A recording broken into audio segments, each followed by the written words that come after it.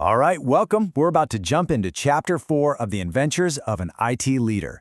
Now, this chapter gets right into a challenge that is absolutely critical for any tech leader to master, the whole strategic game of managing IT costs. And let me tell you, this is the kind of stuff that can really make or break a CIO's entire career. So, let's get right to it. I want you to put yourself in this situation. Picture this. You are the new CIO. You've just been handed this massive budget, but all the other executives, they're looking at you sideways. To them, your department is just a giant cost center, a black hole where money disappears. And this isn't just some made-up scenario. It's the exact problem the book's hero, Jim Barton, is walking into. To help us wrap our heads around this, we're going to break it all down using a really helpful three-lens framework. We'll start with the main problem, then we'll look at it from the organizational, the managerial, and the IT perspectives. After that, I'll give you a few key things to watch for as you read, and we'll wrap up by talking about how you can flip the script and turn this whole conversation from cost into one about value. Okay, so let's start with a big problem Barton inherits.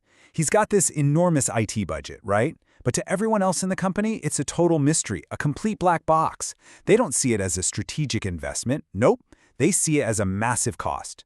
And that perception, that's the number one thing he has got to change. And this right here, this visualizes the tension perfectly. A whopping 60% of his entire budget is just spent on keeping the lights on, just maintaining all the old stuff. That means only 40% is left for actual innovation, for the new projects that could really move the business forward. I mean, how on earth you stand in front of your CEO and justify that split? So you have to wonder, how did the budget even get like this? Well, let's look through our first lens, the organizational one. This is where we get into all the politics and the processes. And the key thing to understand here is this concept called the chargeback system. It's basically the internal accounting trick they use to bill other departments for all the IT services they're using. And this quote from the chapter just nails the problem. So often, how these costs get divided up has nothing to do with logic. It's all about historical habits, because that's how we've always done it. And you can just imagine the kind of weird behavior and deep mistrust that these old, random systems created between IT and the rest of the business. Now check this out. This shows the evolution Barton's dealing with. The old way, they charged departments based on how many telephones they had. I mean, seriously. It was simple, sure, but totally nonsensical. So they moved to a new model that's way more complex and based on actual usage. The problem is, while it's more accurate, now it's so complicated that it creates a whole new set of problems with transparency. Okay, let's switch gears to the managerial lens, because this is where the rubber really meets the road. This view is all about the incredibly tough choices that leaders like Barton have to make. It's this constant grinding battle between keeping things running today versus investing in what's coming tomorrow. And here's the absolute gut punch. It's pretty much a zero-sum game. Every dollar, every person, every minute you spend propping up old, clunky systems, that's a dollar you can't spend building something new and competitive. This is the trade-off that really keeps CIOs up at night. And finally, let's get nerdy and look through the IT lens to see the technical root of this whole mess.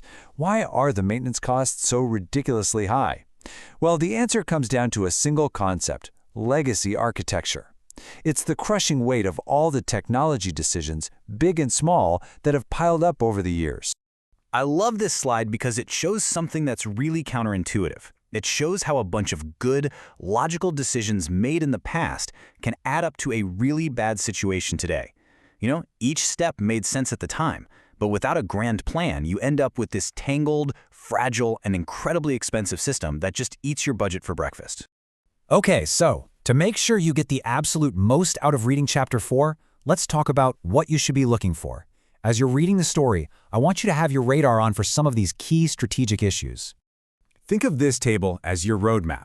Watch for those organizational power struggles, like that tug-of-war over the budget.